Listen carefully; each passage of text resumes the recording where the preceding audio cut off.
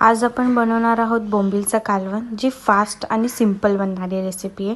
तर त्यासाठी लसूण आणि मिरची ठेचलेली आहे, टोप घ्यायचा आहे, त्याच्यामध्ये तेल टाकायचं आहे, थोडंसं हिंग टाकायचं आहे आणि जे आपण लसूण आणि मिरची केलेली होती ती टाकायची आहे आणि त्याला चांगलं एकत्र करून घ्यायचं। खूप टेस्टी लागते आणि खूप सिंपल आणि 5 मिनिटात बनणारी रेसिपी आहे आणि खूप छान लागते।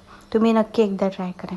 त्यानंतर आपण थोडीशी हळद टाकणार आहोत आणि आपल्याला इथे आगरी मसाला टाकायचा आहे। मी इथे आगरी मसाला यूज करते आणि थोडासा गरम मसाला टाकायचा आहे। सगळं एकत्र करून घ्यायचं आहे आणि आपल्याला त्यानंतर चिंचेचं पाणी केलेलं होतं साईडला, ते आपल्याला त्यात टाकायचं। खोबरं वगैरे काही टाकायचं नाही।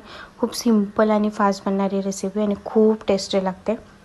चिंचेचं पाणी टाकायचं आहे। तुम्हाला जर पाणी पाहिजे असेल तर थोडंसं टाकू शकता आणि आपले जे बोंबील होते ते टाकून द्यायचे आहेत आणि फक्त 2 मिनिटं नाही तर 1 मिनिटं गॅसवर ठेवायचं आहे आणि आपलं उकळून कालवण रेडी आहे। तुम्हालाही आवडलं असेल तर नक्की ट्राय करा आणि मला नक्की कमेंट करून सांगा कसं झालेलं आहे। थँक्यू।